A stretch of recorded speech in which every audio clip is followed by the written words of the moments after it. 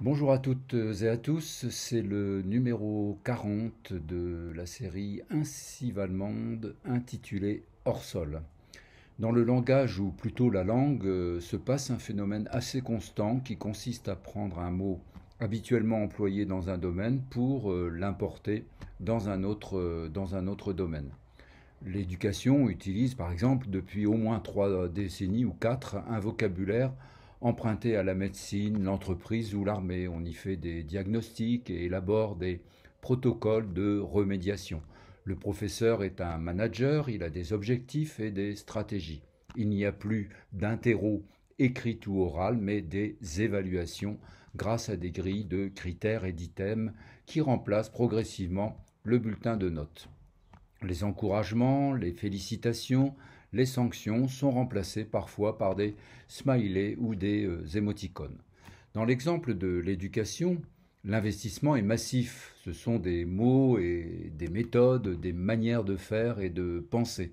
Mais parfois, il s'agit simplement d'utiliser et de récupérer un mot employé par ailleurs. C'est le cas dans le langage ordinaire et plus souvent dans le domaine politique. Ainsi, Gabriel Attal de LREM déclare que, je cite, le dépassement politique est dans l'ADN du parti. De son côté, Lydia Guirous, porte-parole des Républicains, estime que changer de nom, on l'a déjà fait, et ça ne change rien au résultat. Il faut changer le logiciel, ouvrir davantage le parti. L'ADN, en génétique, est une microparticule qui contient toutes les informations sur la manière dont nous sommes faits, notre carte d'identité en quelque sorte. Dire c'est dans l'ADN du parti, c'est renvoyer aux valeurs essentielles qui le fondent. La solidarité, la liberté sont ainsi dans son ADN, comme les yeux bleus sont dans le mien. Le logiciel, lui, contient un ensemble d'instructions données à un appareil pour qu'il réalise telle ou telle tâche, ainsi du logiciel de traitement de texte. On ne peut rien y changer, sauf évolution ultérieure à la marge, mais la base reste définitive, figée. Ainsi, quelqu'un ou aussi quelqu'un qui est fixé sur ses idées sans bouger est invité à changer de logiciel. Il s'emploie alors comme un équivalent de manière de penser, de voir le monde, et l'Académie française suggère, plutôt que de dire que tel ou tel parti doit changer de logiciel, dire à la place, parce que c'est préférable, dire qu'il doit se renouveler, envisager différemment l'avenir, s'adapter au monde actuel.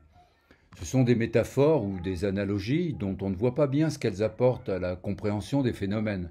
Effet de mode, paresse de l'esprit, ou bien une nouvelle preuve de l'envahissement de la pensée et de la langue par la raison instrumentale et technocratique et sa langue de bois. Plus récemment, inspiré de l'élevage et de l'agriculture, est apparu dans l'usage commun le mot hors sol. L'élevage hors sol est un type d'élevage intensif de veaux, vaches, cochons ou poulets, par exemple. Les animaux ne sortent pas et ont peu de possibilités de se mouvoir dans leur enclos, encore appelé batterie. Dans l'agriculture, le vocable hors sol s'applique aux plantes cultivées précisément hors du sol, sans terre.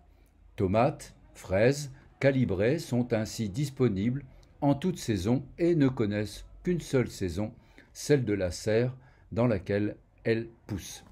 On saisit l'intérêt du mot pour décrire des personnes qui semblent, je cite, être complètement déconnectées des réalités et des contraintes de la vie quotidienne. On pensera alors et encore aux technocrates ou à certains hommes et femmes politiques dont on dit qu'ils sont hors sol, éloignés du terrain.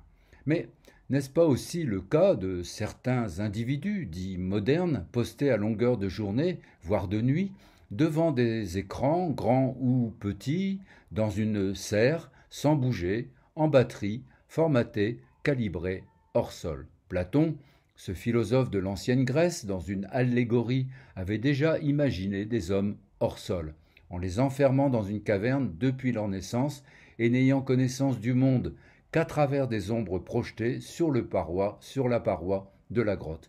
Mais Toute ressemblance avec le monde moderne serait pure fiction. Ainsi va le monde.